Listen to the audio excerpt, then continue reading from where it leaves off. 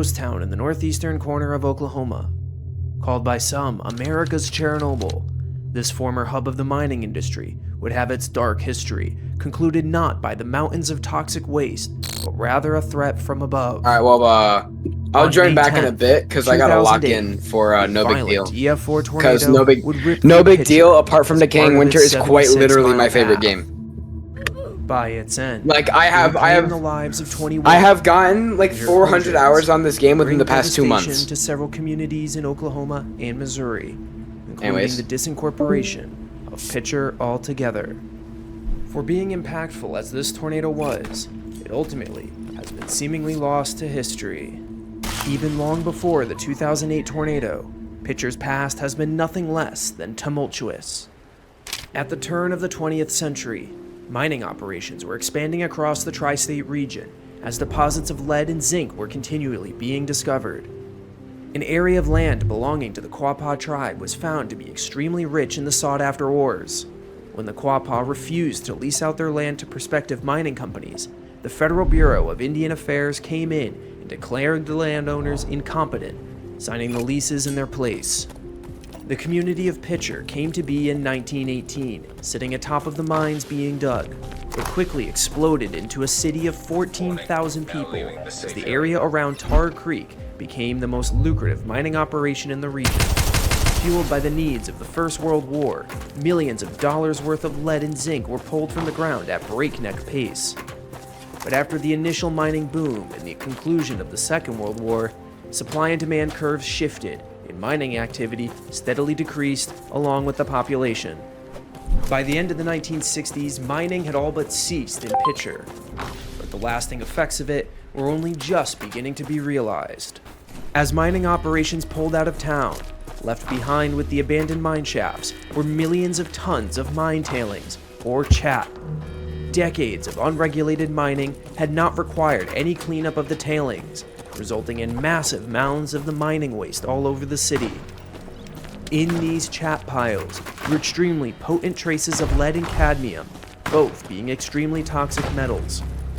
Tailing piles would begin to contaminate the air, waterways, and deep groundwater of Pitcher.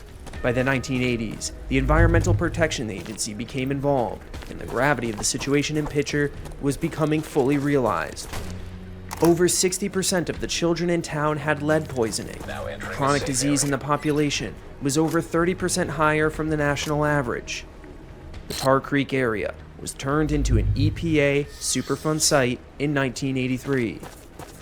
A Superfund site is an area that is contaminated by hazardous waste that the EPA comes in and investigates and orchestrates a cleanup. However, the final blow for Pitcher's environmental problems would ultimately come from the Army Corps of Engineers.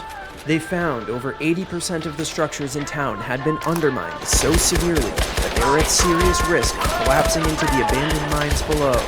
All of these factors forced the ultimate decision of 2006 that Pitcher would need to be condemned. It was simply too hazardous to live there anymore. While the buyout process slowly got underway, Mother Nature would step in on May 2008. The 2008 tornado season had already been off to a busy start. Large outbreaks in February and March had already made the season a potential record breaker. That trend would continue into May, where leading up to the 10th, an active pattern had already wreaked havoc across the southern plains and southeast. By the morning of the 10th, a deep trough had loaded up from the northwest and was about to eject across the southeast. With it, a strong surface low formed off of the Rockies and barreled across the southern plains. Moisture was drawn in towards the surface low and contained between a dry line and warm front. This is where a warm sector would develop in between. The writing was on the wall for the Storm Prediction Center as they issued a moderate risk contour. This spelled extreme concern for northeastern Oklahoma and southern Missouri, as much more potent low-level wind shear was present near the surface low. The atmosphere was near perfect for tornadoes. At 4 p.m. local time, a storm would explode upward off of the dry line in far southeastern Kansas. It quickly organized a mesocyclone, making this a supercell thunderstorm. At 5:20 p.m., just yards south of the Oklahoma-Kansas border, the tornado would touch down. It quickly intensified, crossing U.S. Route 59 and the Neosho River. In between, several mobile homes would be impacted and trees would be made quick work of. Primarily still tracking east, the storm took aim at the Tar Creek region, with Pitcher squarely in the crosshairs. As it entered the Tar Creek Superfund site, it struck a massive tailings pile north of the town of Cardin. Mining waste filled the tornado's condensation funnel before entering Pitcher. Between Tar Creek and Harnell Park, blocks of manufactured homes would be shredded with ease. Past that, several more chat piles would be hit, adding to the lethal wind-driven debris, as wooden-framed houses would be stripped to their foundations. Upon exiting Pitcher, the tornado had claimed the lives of 6 residents, injured over 150, and damaged or destroyed 232 homes. Just southeast of Pitcher in the Tar Creek Superfund site is the Oklahoman town of Quapaw, which fortunately would only take a glancing blow. The tornado was weakening, but the storm had an ace up its sleeve. Just to the south, a smaller cell was quickly ingested by the dominant supercell. This merger would spool up a second tornado north of the dying tornado. They would combine, breathing new life into the storm as it would cross I-44 and enter the state of Missouri. While not as densely populated as southern Pitcher, multiple homes lined either side of Iris Road northwest of the town of Racine. At EF4 intensity, the homes along this stretch of road would be flattened and windrowed into the surrounding fields. At the intersection with Missouri State Route 43 was 21-year-old firefighter Tyler Casey. Dispatched from Seneca, Missouri to the location to monitor the storm, he would warn a motorist changing his tire and 2 residents in a nearby home of the impending danger. While those folks made it out safely, Tyler was unable to make it back to his vehicle in time. He would be fatally injured. Other motorists on State Route 43 were thrown, some of which over a half-mile. Between the Missouri-Oklahoma border and State Route 86 running through the heart of Racine, 14 people would be killed and nearly 200 would be seriously injured. The tornado would then cross Interstate 49 before traversing north of the city of Neosho. Along US Route 60, a now tightened vortex would cut a swath of destruction northeast of downtown, flinging trees and severely damaging over a dozen more homes. The tornado's east-southeast shift would spare the center of Granby, Missouri, though it unfortunately would put it on a collision course with the smaller town of Newtonia. It would make a direct impact. Beyond Newtonia, several sheet metal livestock barns would bear the brunt of the tornado, but its weakened state would maintain until north of the town of Purdy, where a mobile home would be lofted into a patch of trees, killing the residents sheltered inside. The tornado's final moments would be south of McDowell, Missouri, loping out 76 miles from its origin point in Oklahoma. Emergency responders, and even the National Guard descend into the impacted areas. In southwestern Missouri, first responders found that a shocking number of fatalities were associated with vehicles, while the rest were tied to weakly built manufactured homes. It was yet another case that emphasized just how deadly sheltering in a car or mobile home was in a tornado. In total, 350 people would be treated for serious injuries, and 21 perished in the storm. In Pitcher, it was quickly realized that this would be the final straw for the community.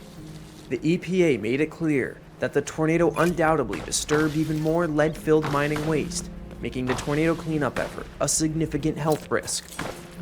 While residents picked up what they could, surveyors pored over the damage left behind. The official survey would rate the Pitcher tornado as an EF4, with estimated peak winds of 175 miles per hour. Noted in the official survey was that even given the massive size of the chat piles, they had no impact on tornado intensity. In tragic fashion, Mother Nature had found a way to expedite the plan to vacate the city. The government would quickly cut the remaining checks for residents to relocate and find a new place to call home. The city's municipalities ended its operations on September 1st, 2009. Pitcher, Oklahoma, was no more.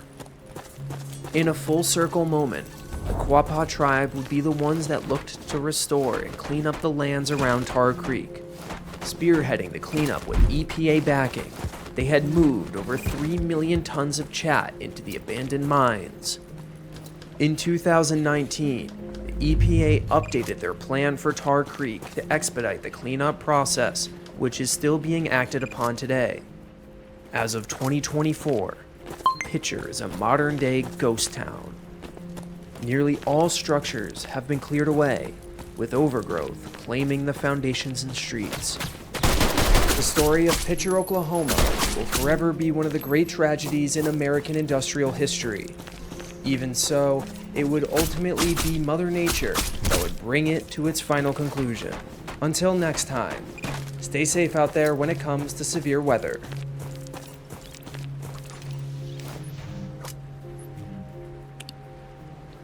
Mobile homes have been proven by researchers to be death traps in the face of even the weakest tornadoes. So what happens when a violent tornado goes through a neighborhood full of them at 2 in the morning?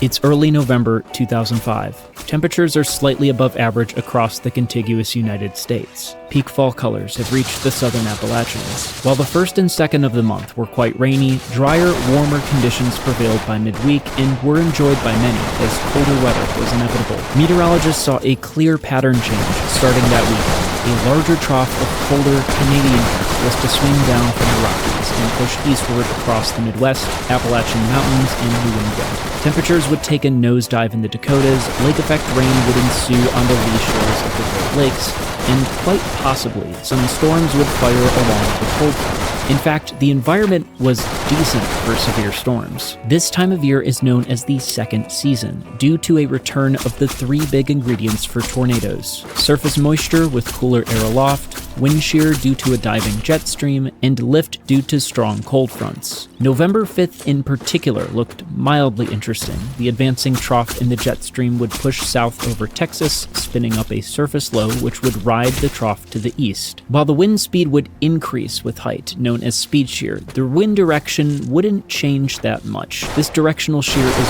crucial for tornadoes. However, temperatures and dew points were forecast to be in the mid-70s and low 60s ahead of the cold front. Severe storms were absolutely in play. A deciding factor may be the storm mode. Would there be a linear line of severe weather or discrete cells? By overlaying the modeled cold front and the 0 to 6 kilometer shear vector, we can guess that a linear mode would be likely, such as a squall line. This would be a fast-moving cold front, and storms would be pushed into each other along the line as they move through peaks. The downdraft of these storms would likely cause a damaging wind threat, and so a slight risk was issued for the afternoon and evening of November 5th for the increased damaging wind threat.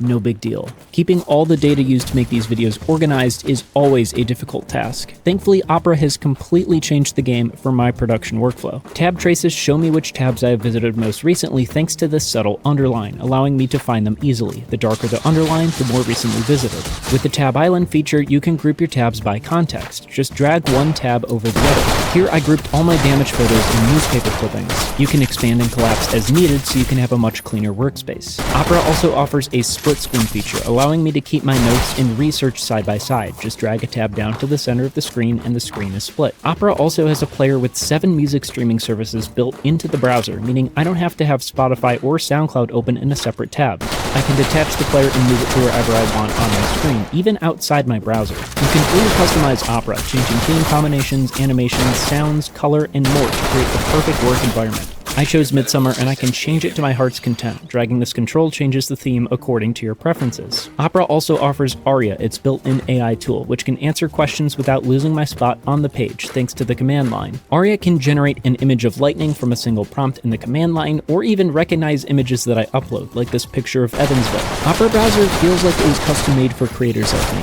If you want to maximize your productivity, go to the link in the description below to download Opera. Thank you, Opera, for partnering with Weatherbox Studios. Evansville residents woke up that morning of the 5th to humid air and foggy skies, noting the chance of severe storms late that evening. Temperatures rose and partly cloudy skies covered much of the Ohio River Valley by the afternoon. By 4:30 p.m., a weak outflow boundary, or a pocket of cooler air, pushed through west central Missouri, pushing this warm surface air up into the atmosphere, creating a cluster of storms. The National Weather Service issued a tornado watch 20 minutes later. While the tornado threat was still relatively low, the thought was the potential would be maximized before the storms formed a squall line. But this isn't always the case. Sometimes storms form in a less than ideal environment, but then move into an area with strong low-level wind shear. Even if these storms have formed a squall line, they are more likely to produce tornadoes once they reach the better environment. However, the tornadoes are less likely to be violent. This is exactly what happened on April 28, 2025 in southern Minnesota. Watch how this line of storms becomes wavy as it moves east into a highly sheared environment. What you're seeing is strong southerly winds at the surface rush into the base of these storms, creating inflow notches. Each one of these storms with an inflow notch has the potential to drop a brief tornado, but the chances of these tornadoes being violent or long-tracked are incredibly low. Back in Missouri, these storms continued to meander across the rolling hills, producing 2-inch hail in Monroe County. And by 8:30 p.m., the northern storms had formed a solid line. The southern storms over the Ozarks were still discrete, producing large hail looking pretty potent on radar. The two northern storms produced 5 weaker tornadoes near the Missouri-Arkansas border, knocking down trees in the heavily forested, sparsely populated hills. But then, by 11 p.m., the storms had weakened. A severe thunderstorm watch remained for the Mississippi and Ohio River valleys, but that too was canceled at 11:30. In Evansville, it was quiet, warm, and muggy as residents went to bed. But high in the atmosphere, a major change was occurring. A fast-moving band of winds within the jet stream called a jet streak had moved east at breakneck speeds, wrapping around the top axis, which was beginning to exhibit a negative tilt. As these winds spread out across the Ohio River Valley, the column of low pressure stretching towards the surface deepened rapidly. Warm, moist air rocketed northwards into southern Indiana and Illinois. Dew points reached 63 degrees by midnight. While the arrival of the jet streak was expected by Weather Service forecasters, the storm mode was not. 3 discrete cells still existed along a broken line near the confluence of the Ohio and Mississippi rivers just after midnight. The 60-mile, highly sheared corridor to the east boasted storm relative helicity values of 370 meters squared per second squared, which could re-intensify these storms, invigorating their rotating updrafts and quite possibly produce a few significant tornadoes. Storm relative helicity measures the potential for rotation within supercells. During the cold season, from November to April, parameters don't have to be off the charts for tornadogenesis. This corridor is what's known as a low CAPE, high shear environment. When looking at the temperature profile of the atmosphere, the CAPE, or potential energy, is proportional to how fast air from the surface will rise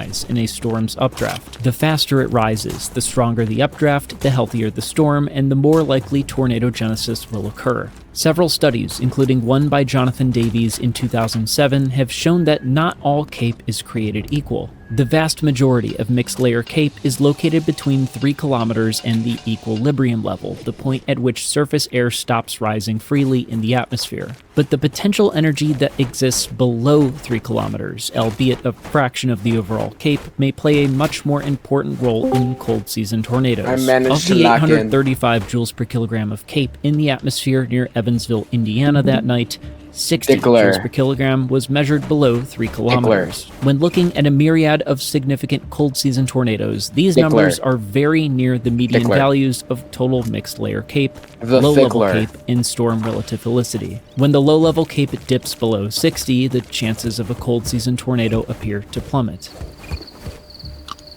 The storms are now moving into the primed corridor, and within a few reflectivity scans develop the classic kidney bean shape of a rotating supercell. At 1 a.m., the northern supercell developed a broad mesocyclone on the southwest flank of the storm.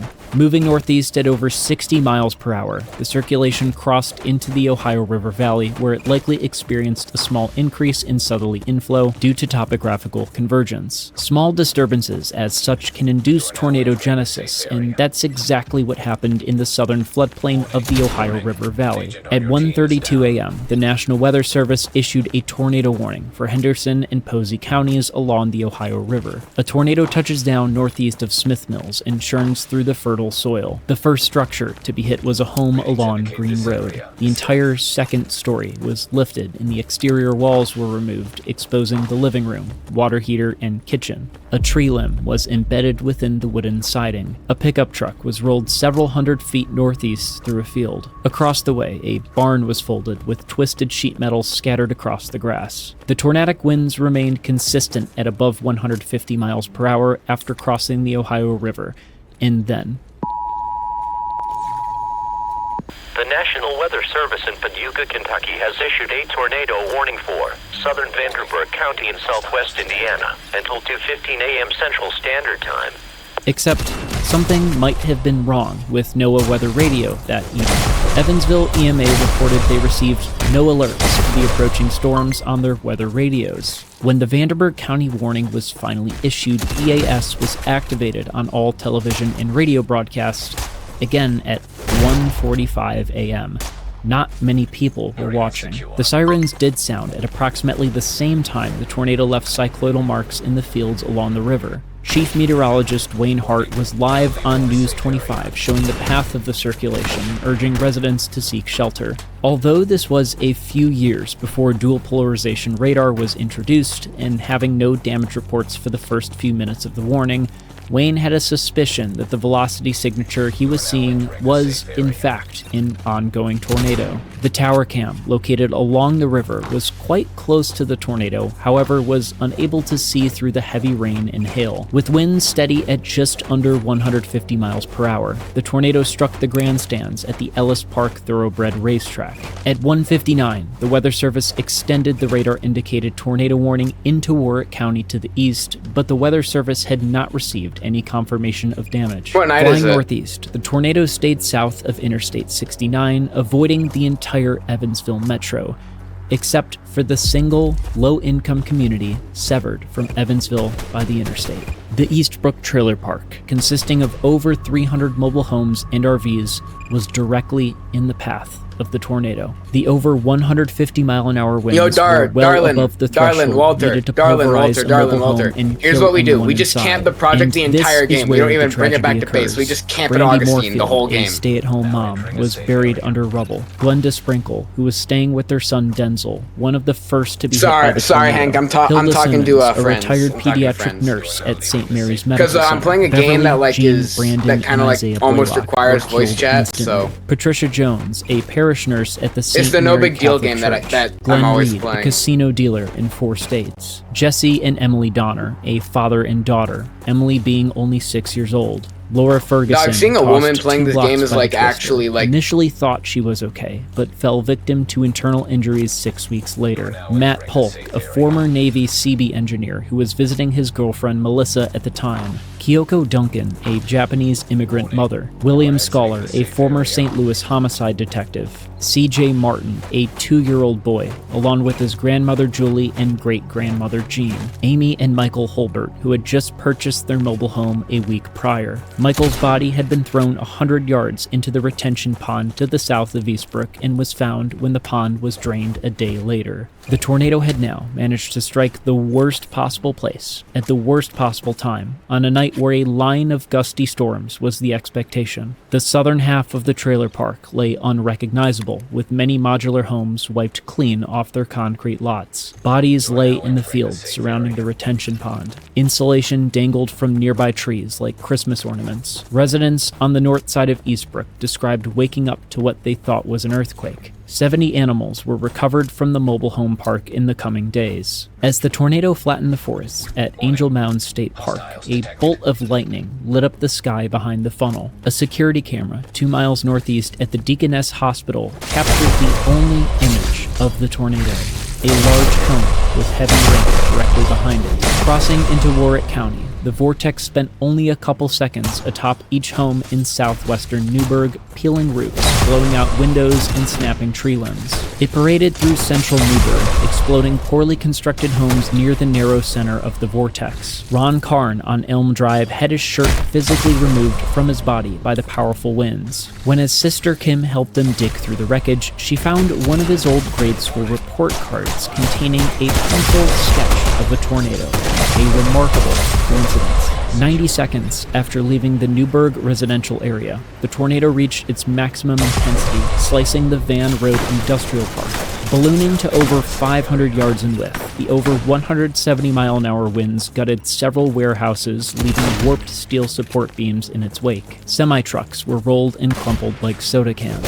A few miles to the northeast, Melinda Hadley was asleep in her family home on South Yankeetown Road. She and her father Kerry had returned from a wedding in Jasper a few hours earlier. After chewing through the forested hill to the west, the tornado slammed into the small house, lifting Kerry and Melinda into the air and dropping them into the field behind their home. Melinda, only 18 years old, passed away from a severe head injury upon impact. At 2:11 a.m., the National Weather Service issued a subsequent tornado warning for Spencer County to the east, and this time the tornado was confirmed. Moving at 55 miles per hour, the twister approached the rural community of Dagonia Springs. Cheryl and Jeremy Warren lived on France Road in their mobile home with their 4-year-old son Isaac. When the tornado hit, their mobile home exploded and they all suffered severe injuries which led to their death. Unfortunately, Cheryl was 8 months pregnant. When she was eventually found, doctors rushed her to the hospital to deliver the stillborn baby, Elena Warren,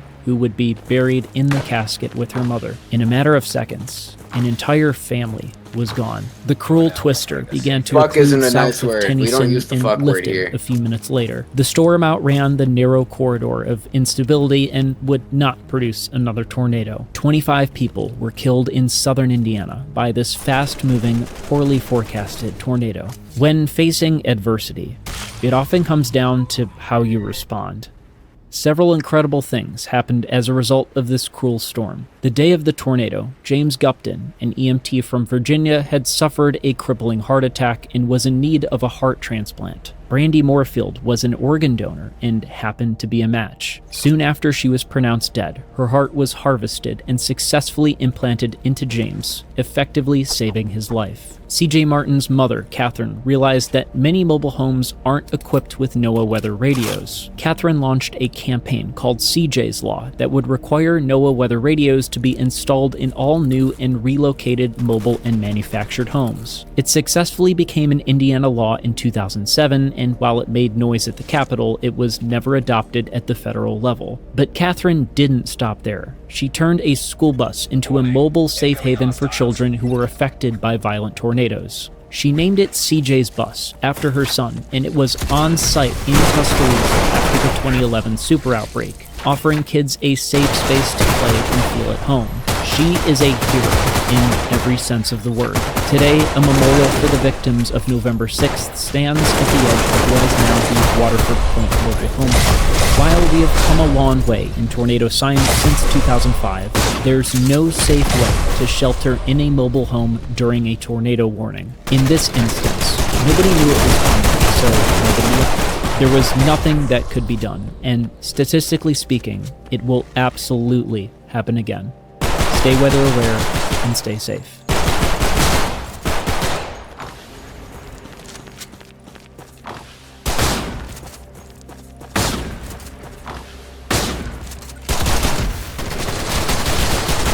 He died!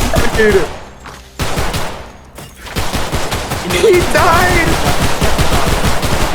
Yeah, I dropped down from yo, let's go get the project. Several enduring questions about the decades of American history. One question was quite simply, what did it look like? With there being zero known photographs of the tornado itself, Doswell and his team collected photographs of several particularly violent tornadoes over the past few decades and showed them to witnesses who saw the tri-state tornado. These witnesses consistently picked this photograph here as having the closest resemblance to what they saw in 1925. This was the monster that destroyed Wichita Falls. On a day now known as Terrible Tuesday, 25 tornadoes cut through the Red River Valley of Texas and Oklahoma during the afternoon of April 10th, 1979, including 2 F4s in the densely populated towns of Vernon and Wichita Falls. This latter multi-vortex tornado, over a mile wide at times, carved a path of death and destruction through the south side of Wichita Falls, killing 45 and injuring 1,800.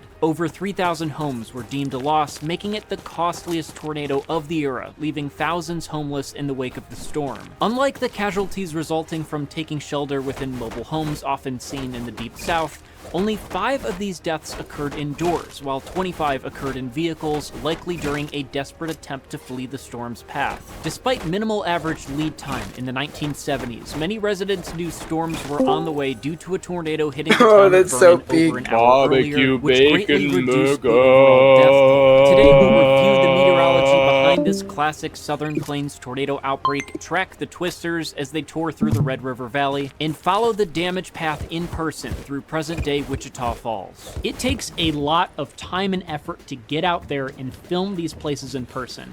This video would not be possible without the help of our sponsor, Private Internet Access. You see, whether you're working at home or out on the road like me, safety and security is paramount. Whenever you are browsing online on any device, such as your phone or computer, your device is transmitting information out in the open that many other entities can see. Whenever you connect to the internet on a public Wi-Fi network at airports, coffee shops, friends' houses, or even at your own home, your data is at risk of being stolen. How's Day Private been? Internet Access is a virtual private network provider that Oh yeah, hides your Hang. IP Hang, address how'd and the encrypts your DMV internet go? connection, obscuring your activity from internet service providers, network administrators, and even government censors. Browsing the internet without Should you get a document VPN like is from like Pressure? never carrying an umbrella. It just takes one stray thunderstorm for you to get wet. Whenever I'm out traveling and filming for these episodes, I always connect to Documents Private like a Internet thing from Access Pressure? to keep my data secure. With 30 million downloads and counting, Private Internet Access never records or stores What? user data, and their no-logs policy has been proven multiple times in court. So like Streaming neuter can be a services like funny Netflix, joke, but Hulu, and castrating Disney is Plus just limit straight their up. library options Okay. based on your location. Nah, But with that's just Private straight Internet up. Access, you can change your No, IP address to one of 91 no. countries and all 50 U.S. states to overcome these restrictions. If I want to watch The Office on Netflix it's a here in the fetish U.S., thing. I can just connect to a Canadian server and I'm good to go. It's also one of the few VPNs that support peer-to-peer file sharing. Private Internet No, Access is it's- available it's for when- all platforms. Your No, Windows it's and when macOS computer, no. Android or iOS That's when phone. you They like it's even when you support freaking like Linux. And here's the tie kicker. someone's You can balls use together one and it private makes it internet like access I subscription don't to know. protect an unlimited The amount Russians! of devices at the same time. The Russians are here! Dar! Walter, the Russians are here! We gotta get out of here! We gotta get out of here! It's the Russians! Plus 4 months free. If you want to get protected for just over $2 a month, go to piavpn.com/weatherbox or click the link in the description below. Thank you, Private Internet Access, for making this video possible. Now, interestingly enough, this was not the most significant tornado to affect Wichita Falls up to this point. 15 years earlier, on April 3rd, 1964, a large supercell slowly approached the town from the southwest, with multiple funnel clouds reported by the Weather Bureau, with the wall cloud clearly visible upon approach. The CBS affiliate KAUZ news crew realized they were in prime position to do something that had never been done Hank, before. just look up. They Hank, wheeled their Hank, just broadcast look up. cameras Hank, outside Hank, the just studio, look up. and from the parking Hank, just lot, look up what transmitted the castration is, forming bro. tornado Just live look it on up. air to thousands of viewers across north central No, Texas. yeah, no, you The cannot tornado on stream. morphed into a large cone as it cut through the north side of town, razing several blocks of the Sunset Terrace subdivision, as well as tearing down structures at Shepherd Air Force Base. The narrow damage path was given an F5 rating, but only 6 people died due to the large lead time, thanks in part to the live transmission from KAUZ. Now, coincidentally, 1964 was also a big year for severe storms research in the Central Plains. 8 years earlier, in 1956, researchers at the Cornell Aeronautical Laboratory had assembled a 3-centimeter continuous wave Doppler radar system for the U.S. Weather Bureau to detect the incredibly high wind speeds within tornadoes. Continuous Doppler radar does a great job at measuring the speed of a storm, comparing the reflected radio wave with the originally transmitted one, and noting the change in frequency, which corresponds to how fast the storm is moving. However, there's no good way to measure the distance between the radar station and the storm with one continuous signal. What you need is to send the radio waves out in pulses and measure the time between sending the pulse and receiving it, in addition to the strength of the received pulse signal. This time would correspond to distance and allow you to calculate the velocity of particles in the storm. In 1964, the National Severe Storms Project... Yo, I'm about to go on mute so I can play gas on my mic in Roblox. As the National Severe Storms Laboratory, and immediately began work on modifying this continuous wave radar to transmit in pulses. And late in the year, they were successful and continued using the pulse Doppler radar in experiments through 1970. While the Weather Bureau was interested in a surveillance network of Doppler radars, 3 centimeters proved to be a wavelength that was tricky to properly attenuate. So in the late 60s, the Severe Storms Laboratory acquired a surplus FPS-18 radar from the Air Force, as well as a surplus tower from Tinker Air Force Base. By early 1969, it sat assembled at the Severe Storms Laboratory and became operational in 1971. It was one of the few 10-centimeter Doppler radars in the world at the time, but lacked a real-time display for storm velocity data. By May of 1973, meteorologists R.J. Doviak and D. Sermons devised a way to compute and display real-time Doppler velocity values as 3 shades of gray on a CRT screen. On May 24th, a violent tornado hit Union City, Oklahoma, just 30 miles west of the 10-centimeter Doppler radar at the Severe Storms Laboratory. Upon analyzing the radar data gathered, meteorologists saw a clear circulation on the velocity display. This became known as the tornado vortex signature and was concrete evidence that Doppler radar could be used to detect rotating mesocyclones within thunderstorms prior to tornado development. Unfortunately, the following year, the super outbreak of 74 would wreak havoc on the eastern U.S., where there were no state-of-the-art Doppler radar.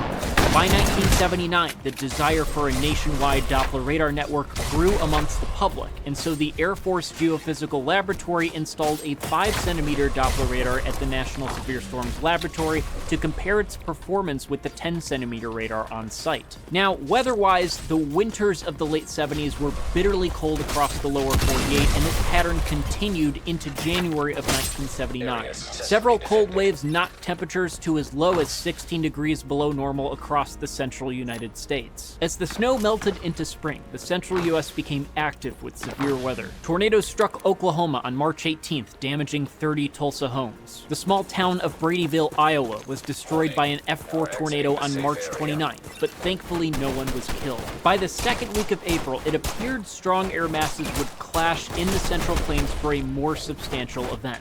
A sharp trough of low pressure aloft was digging southeastward across New Mexico with a weak area of low pressure at the surface over Cheyenne. This trough would exhibit negative tilt as it pushed through Texas, focusing the area of severe weather right here, directly east of the trough axis. If enough moisture made its way into northern Texas by the afternoon, discrete supercell storms would explode and spin like a top. It was a relatively easy forecast to make given the clear synoptic setup. By dawn, dew points were in the mid-50s and fog covered much of central Texas. As the sun rose, cloud cover in west central Texas began to clear and the sunshine heated the lower atmosphere to near 70 degrees. By noon, storms fired just west of Dallas within this clouded area in central Texas, racing off to the northeast. These storms produced small hail, but clustered together and did not offer a significant tornado threat. However, to the southwest, the dry line initiated several supercells within the sunshine that exhibited explosive growth as they approached the Oklahoma border. At 1:55 p.m., the Forecast Center issued Tornado Watch number 67, encompassing north central Texas and south central Oklahoma. Because the storms on the northern edge of the dry line often initiate first, the northern supercell in this line was the first to drop a tornado. A severe thunderstorm warning was issued at 2:50 p.m. for Ford, Knox, and Will Barker counties, and at 3:05, a small tornado touched down down near Ford City. Sometimes with young supercells, this first tornado is rather weak, but once the mesocyclone gets cut off from the warm inflow, dies, and a new one forms,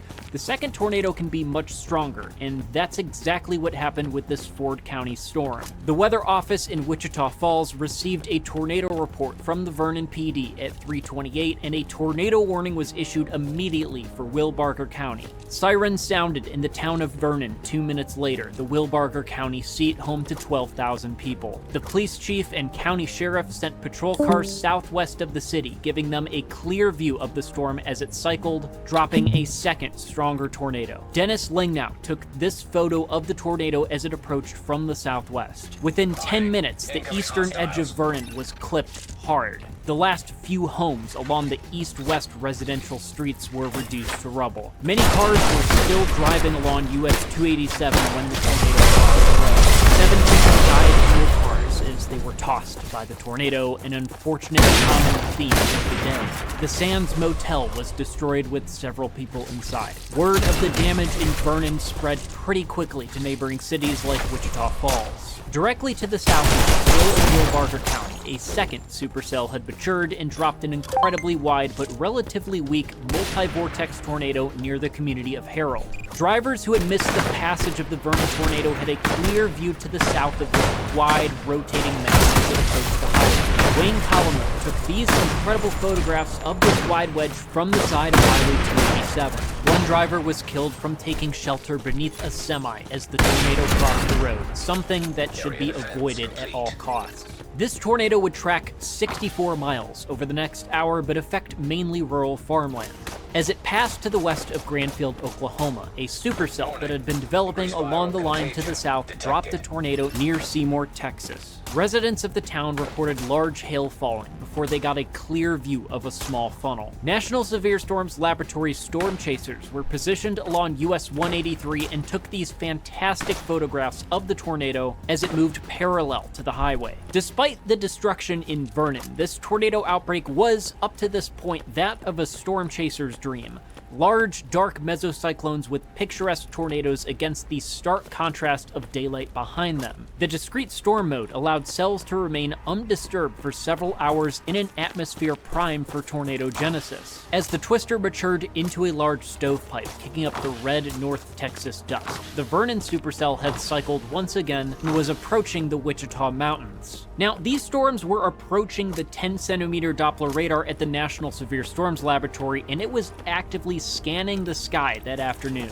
This scan, taken at 3:55 p.m. Central Time, shows the Vernon supercell here, the Harold Lawn Track supercell here, and the developing Seymour supercell to the south. You can also notice clear velocity couplets on the Harold and Vernon supercells, even though they were quite far away. The weird banding and data loss you see here is called range folding. You see, meteorologists can change how many pulses per second a Doppler radar emits depending on what exactly they want to observe. If too high, the radar will emit the next pulse before receiving the previous one. In this instance, meteorologists were using the 10-centimeter radar for a rain gauge experiment, so the pulses per second were higher than what would be used for tornado detection. Had they been using the correct pulse rate, we'd get some fantastic velocity signatures on these supercells.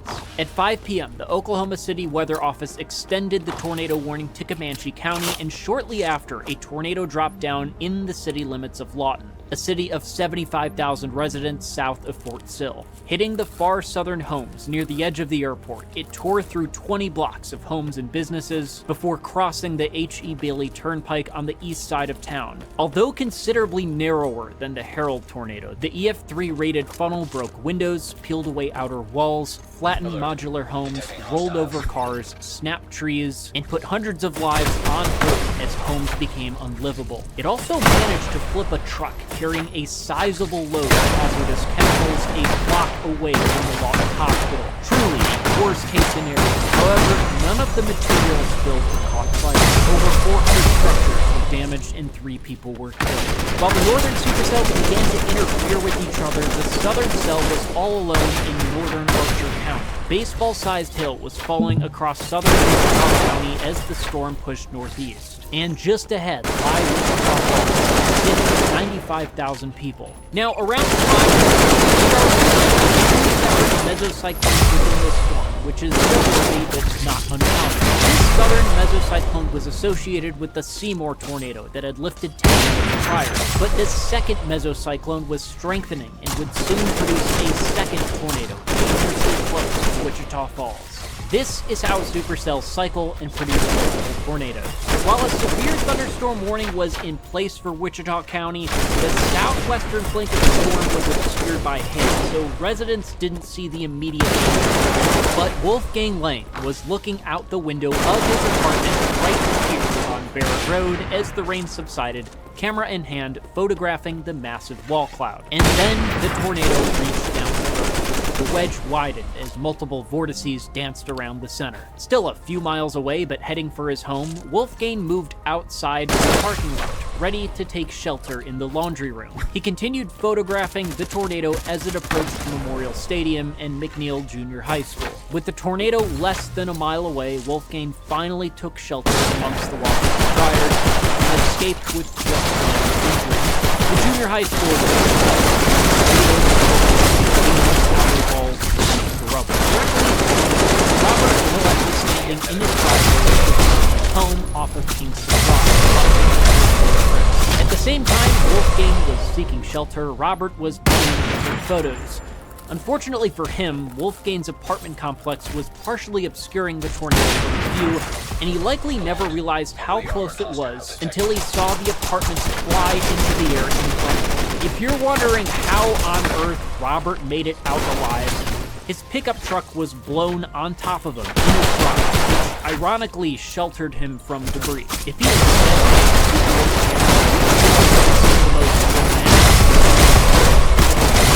At this point, people not directly in the path of the tornado began hopping in their cars.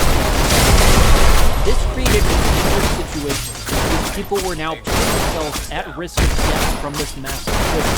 Pulverized crossing Southwest Parkway, where it bulldozed the Southwest National Bank. Only the vault was left standing after the tornado passed. During this time, Pat Blacklock was standing outside his home on the south shore of Lake Wichita. With a rain-free view to the north, he photographed the tornado as it grew in size and strength. The winds from the rear flank downdraft raced across Lake Wichita, producing small choppy waves. At the same time, Joe Henderson was standing outside the D.L. Ligon Coliseum at Midwestern State University, right about here.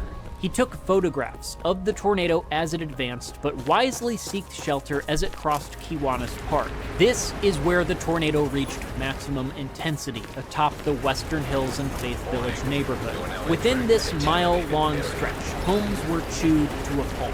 While most violent tornadoes have their worst damage confined to a very narrow path, the F4 damage that occurred here was over half a mile wide. Hundreds of ranch-style homes were flattened. The Ben Milan Elementary School was clipped by the twister, but thankfully it was spring vacation at the time. Leon Houghton, veteran reporter for the Times Record News, was in his home on Edgecliff Drive as the tornado approached. He had his camera in hand, equipped with an 85mm lens, and captured the tornado at its maximum intensity over Faith Village. Pieces of homes and treetops are visible circling the funnel several hundred feet in the air.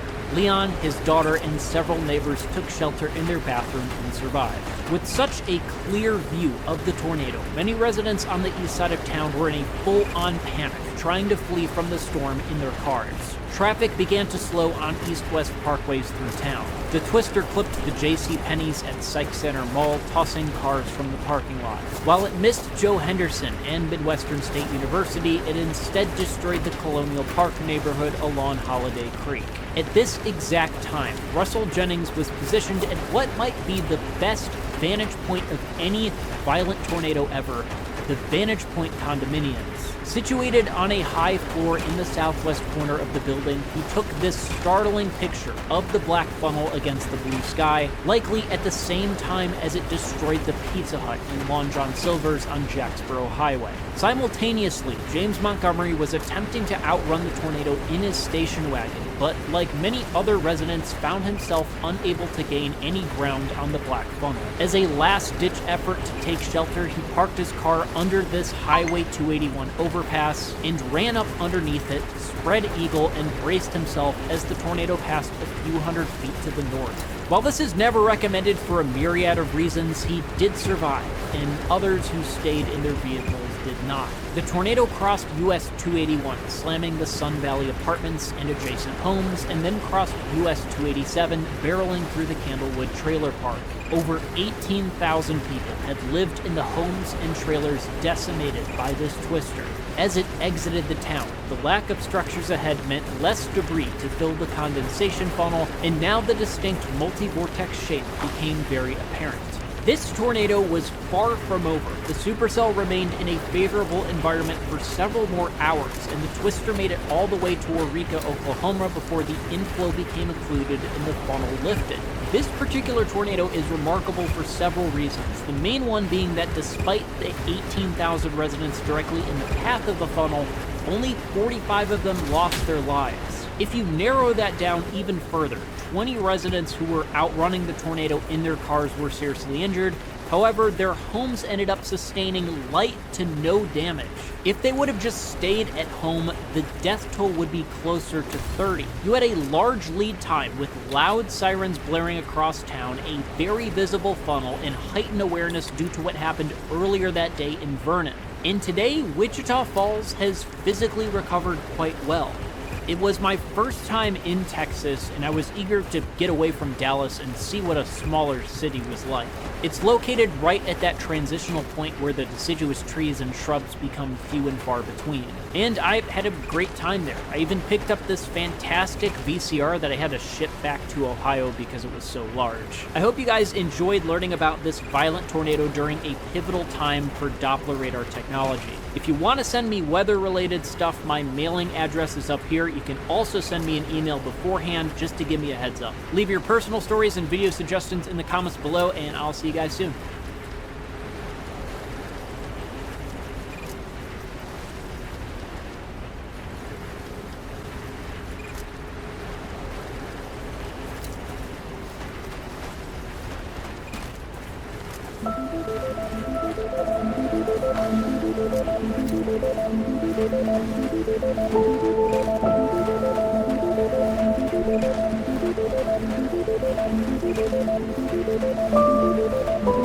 It's on the ground.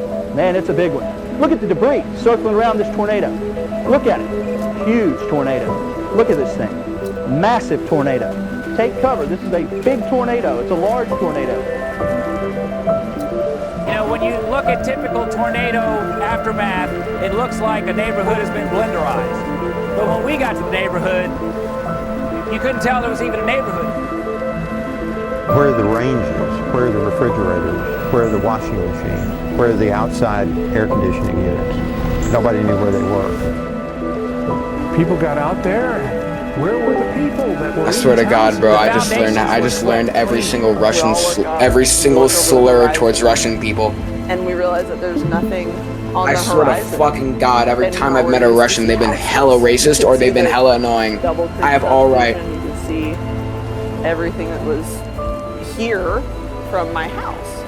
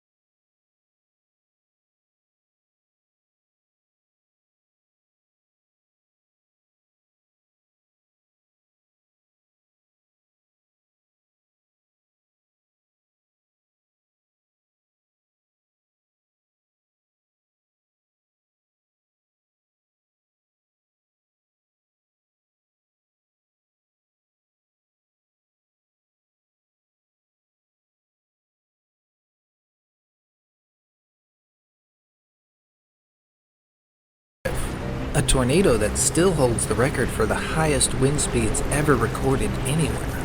Or the 2013 El Reno tornado, the largest tornado ever seen.